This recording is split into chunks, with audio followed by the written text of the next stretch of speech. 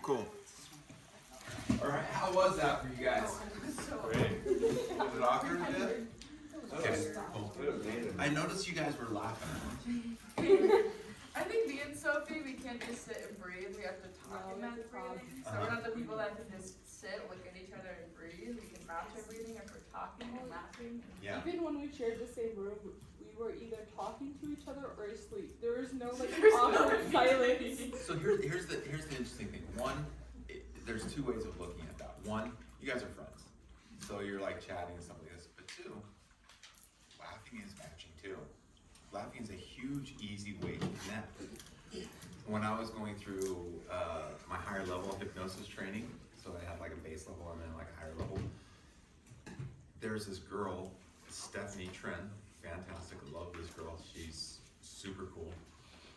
And for some reason, we've been there for almost 2 weeks at this training. The hypnosis part was only like 2 days of it. Like the rest of it was this other training. And it wasn't until like the second to last day that we finally saw each other. And there was only like 30 people in the room. And we were like, where have you been? But so we started trying to do some hypnosis with each other, and we could only laugh. We were only laughing the whole time. And I just realized like we have this friendship connection. She's a super cool friend. Whenever I go to San Diego, I try and meet up with her, get a meal or something like that, hang out with her. Anyways, who thought that was kind of cool? Who kind of really was it you two together? Oh yeah. It's a relationship builder. Eric's like, what else? I just make wooden bases for my girlfriends. He's like, oh, this breathing wimp stuff. She's like, make a base, Mike. Let's see you're a real man. Anyway. No, sorry. Don't know woodworking. Anyways, there's some other things that let's go over real quick before we break. Voice quality. So the tone, the tempo, the timbre, the volume. So I already said some of this stuff yesterday. The pace. So the tempo is how fast you're talking. So some people talk really fast, and that's actually a really difficult one for me because I'm not really a fast talker. Whereas my wife, whenever we go down to the city that she came from, Ubatuba, Brazil. Ubatuba. So there's actually a granite. It's actually Tupi Guarani. It's an Indian tribe down there. It means sugar cane, a fortress of the sugar cane, because they used to have a lot of sugar cane there. But yeah, the Tupi Guarani, they call it Ubatuba. Anyways, in that little city, they speak with an accent, and they all speak so fast that it's like hard for me to even understand. I've been speaking Portuguese for like 30 years now. New York, a lot of New York people, they'll speak really fast and they talk really fast, and people who are like in business, a lot of times they're talking super quick and they're just trying to get things done. They're trying to talk and they're just trying to get things out of the way. That's really rough for me. Like trying to speed up to their speed of how they're speaking is rough for me. Other people who speak sometimes really slow, they are a lot easier to match with because you can pace it down. Pacing down, I think, is a lot easier for me. For somebody who is high level, there's some business people that I worked with one time for this one personal development training course, and I swear there were some times where I'm like, how are we even friends? And we're not anymore. But we are not. But I remember like the two people who were running it, sometimes they would just speak so fast, and what they were speaking about, the level of what they were speaking about was at a different level than mine. So what I mean is this, they're speaking very high level, which is kind of base level too. So let me explain. They're speaking at kind of like a non-detailed level. They're speaking up here at this non-detailed level. They're like, okay, what we gotta do is we gotta do this training and pull it off well. Okay guys, good, break, team, go. It's good, right? That was the direction. I'd be like, okay guys, same thing. I'd be like, okay, we gotta do a good training. So what we wanna do is we wanna show up about a half an hour early, make sure everything is set up within 15 minutes before the training. We're gonna have this over here, this over here. I want one person at the door, and don't open the door hour until 9 a.m. We'll put on the music first, turn it on. People come through the door. I want at least one person there high-fiving everybody, patting them on the backs. We'll be sitting up front, having it ready like this, and that's how we're gonna start it. You see, there's different levels too. That's where the most mismatch happens in people, is the level.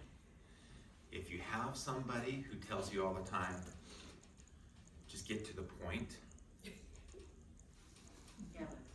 Who is it? No, I'm just saying, it's like the difference between men and women, Yes. a lot. Yeah, that's exactly what I'm saying. So, get to the point, and it's one or the other. I've seen women who, like my wife is a get to the point woman, and I've seen guys who are like get to the point guys. So it's like there's one or the other usually in a marriage. It's almost always opposite. I don't know about these two handsome guys having a mated base, but anyways, there's the get. If somebody's like, if people are always saying to you, get to the point, you're a detailed person. You get down into the roots. If you're talking to people and they're like, sorry, the exact opposite of that. My mind went blank. So if you're saying get to the point, and the other people are like, I don't understand, give me some more details, that's somebody who's more detailed. So just kind of measure it off of that. And if you see the person, like you're talking to them and they start getting bored, that usually means that you're talking too detailed. So pull it back that way. Pay attention to how much they talk about things too. Like I just gave that example where my coworkers, the people who I work with at that training company, where I'm trying not to say their names in case I put this up anywhere, but well, okay, let's just say it, Christy or Nathan, like when they would be saying something, I just realized that they were at this level. They're talking very base level. It'd be like, hey, just get to the airport, okay? And can you get my car to the airport? And I'd be like, okay, where's the keys? You know, how do we do this? And I'd ask these different things. So pay attention to how the person is speaking. If the person tells very long stories, very detailed, match that, tell a very long story. If they say, how was your night last night? That's a great way of figuring it out. How was your night last night? How was the show? You know, and you ask that question, the person starts telling tons of detail. Okay, this is a detailed person. Keep that in your mind. Maybe hold that throughout the relationship for, you know, the next, you know, a few hours from there, a few weeks from there, something like that. And realize with this person I speak this way. If the person, you're like, how was your night last night? Oh, it was great. We had a good time. Okay, cool. This person just wants the base level. And that's how you connect with people. It's a really cool assessment tool that I utilize with some of my clients, where it actually has, after you do the assessment tool, there's a section where it's like how you communicate with people, how people should communicate with you. And it like tells those different details. And that's one of them. See, predicates. So you can't really see it because this whole wording thing that I don't know how it's there is talking about it, but it says be A-K-A-T. So those are kind of some more terminology, so we'll just make it in layman's terms. So is the person a visual person? Is the person an auditory person? You know, is the person a kinesthetic person? Are they somebody who likes to feel? Their words will point this out to you. Yeah, I see what you're saying. Yeah, you know, my child, they are so bright. Everything's clearer now. Yeah, it's a little hazy. So pay attention to the words they say, because they'll say things in relation to how they see the world. If they're a more visual person, if they're a more auditory person, you know, they could say something like, man, I was trying to think of this thought and it was just like ringing and it was just so loud. The thoughts in my head were so loud. Are thoughts sounds? But you've heard that, right? Mm-hmm. And then all of a sudden, you know, had this moment of clarity. Clarity can be visual or it can be auditory. Had this moment of clarity, and then everything just went silent. Okay, that's an auditory person. I think thoughts are kind of like a sound because they create vibrations. Yeah. Well, there is that whole vibration. I see what you're saying there. I see what you're saying, but I'm just saying, like key in on words to try and pay attention to what those words are. So, like, the way that I feel about that is really warm about what you said.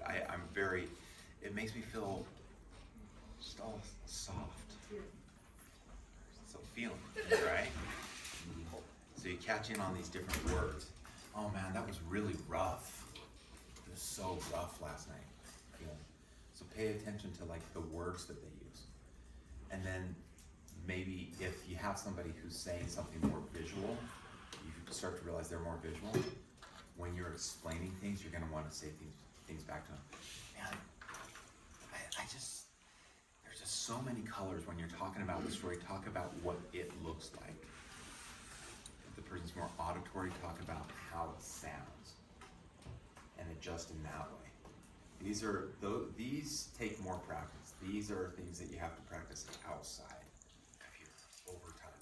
But now that you're consciously aware of what you've probably done sometimes unconsciously, you can practice it over a long period of time. I've been doing this consciously on this stuff for some of these aspects probably for a good 20, 30 years.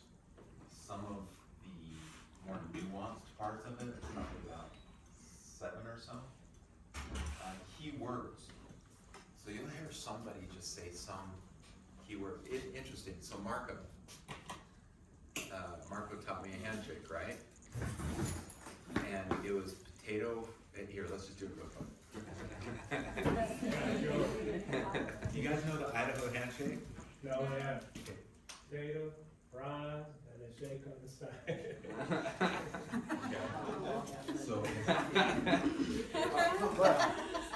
think about that. What is Idaho famous for? Potatoes. Yeah, and ashes. And so, soon to be. Anyways, so potatoes, right? So you do that little joke, and with a lot of people, that's gonna click in. Like, I seriously have thought while Marco was telling me this, 2 things.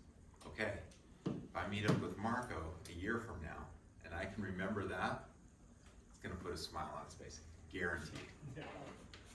If I see him 2-3 months from now, something like that. Oh, hey, Marco, potato, fries, and a shake on the side. Like, ah! If I do that, if I do it at the beginning of a presentation, like seriously, this is where I was thinking the gold was for me. Did you guys notice like the first 15-20 minutes of this presentation, all I was doing was trying to relate to you guys and understand you guys more. I was trying to do this stuff, all the stuff that we've been doing. I've been doing it the whole time. If I come into a presentation in Idaho ever again, I'm gonna be like, hey, do you guys know the Idaho handshake? And everybody's like, what? Right. And everybody's gonna be like, no. And people who are like tired of the Idaho thing, of the potato thing, will still probably key into it. Like, oh, he thought about it. He knows who we are a little bit. And I do the potato fries, shake on his head. I'll be like, ah! Yeah, I've never seen that handshake, and I've lived here for 33 years. There you go, man. That'll be up to great summers. This is for Coeur d'Alene, yeah. It's been Coeur d'Alene. 20 years. So yeah, so like if I remember things like that, and I can tie it back into other people at other times, that's a thing. So keywords. Keywords, I already talked about. Key gestures, those are a lot of the major things with rapport. Not sure if we got anything more right now. Oh, indicators of rapport. Yeah, real quickly. There's a few major indicators of rapport. So how do you know if you're connecting with the person? So you were talking about, is the person gonna think I'm manipulating them or something like that? these are things that kind of help you to know if you're on track with them, okay? The internal feeling, that's just what it is. You feel like there's a connection. If you feel like there's a connection, how many of you have somebody who you're trying to talk with and you're just like, I made no connection? Like I tried talking to them and there was nothing going. And you've even said that to your friends, right? How many of us? Like I do that all the time. There's sometimes when I'm like, hey, how you doing? Cool. So is that important for you? Do you like that? No? Cool. Yeah. And they're like, yes, no, I guess so. Bye. It's like what you would. It's like what is the main thing that would define a horrible date, right? It's something like that. There's this internal color change. So the internal feeling, the color change we talked about yesterday, sensory acuity, paying attention to the body language. Are you seeing the cheeks kind of flow up? What are some of the other indicators we talked about if somebody's liking you? Lips, okay, lower lip especially, right? Is it filling out? Is it looking a little bit bigger? Something else? Eyes, okay, so eyes. I've got a handout, and we can talk during breaks too, a little bit. What? And feet, If their feet are shifted towards or away. I kind of always do this one a lot, just because I'm standing so much. But when I'm talking to somebody, I try to consciously put my both feet towards them. But if I'm standing like this and my hips are still shifted towards them, then that's a different thing too. So the eyeballs. What about the eyeballs indicates? They're looking away. If they're looking away, and then what was the other? Dilated and constriction. Dilated and constricted. So if they're dilated, we what? We like them or don't want? Let them in. Or lock them in. If they're constricted, then that's usually more of a pushing away. So pay attention to those things, okay? If they say something you said, so if they mirror back something that you said, you know that you're starting to have connection. Leading, we already talked about this, so we do the matching and mirroring, and then we do the leading and pacing. Leading and pacing is where I start to, the person's doing the tapping with this, and then I'm doing the tapping with my foot, and then I start to pace them down. I start leading them. And so you match and mirror, and then you realize that you're making a change. So I'm sitting here talking to somebody, and talking to them, yeah, that's really cool. It's really cool. I'm kind of wondering, am I connecting with this person? And I switch my leg and wait for like a few seconds, maybe a minute, and see if they change their leg. And usually, if you're in good connection, they usually change within 15 to 30 seconds. They'll change their body position too. Or you'll see it, like pay attention to it. Now that you know this, pay attention to it. Like be talking to somebody, and sometimes you're not even thinking like, hey, I'm gonna see if this person is matching me. But you'll just be like talking and you're just having a good conversation like everybody has every single day when they talk to Jen. And you just cross your legs, and then all of a sudden, like right after you cross their legs, they cross their legs. Like now that you know about this, pay attention, it'll happen. Let's take a break now, but before we do, Jim had a really good story of an example of this, right? Of how rapport works, as an example that we had. So, many decades ago, I worked at a cable company, and I was the nice guy that did collections. These are people disconnect for not paying their bill. That person that everyone loves. Yeah, well, they actually did. They just didn't want to. And the idea was they had really expensive cable boxes for which they were being charged. And the company needed them back. So they had to keep spending $200 finding cable boxes to get it back. I was also there to see if they wanted to pay their bill, or I let them reconnect for free. But they don't know all those things. I'm just a guy for a cable company coming to their door. And most people were nice. Every once in a while somebody's angry. There's this one guy who was actually much taller than me. He went to the door and he just steps out of the door and just starts talking really angry. I don't even know what he said.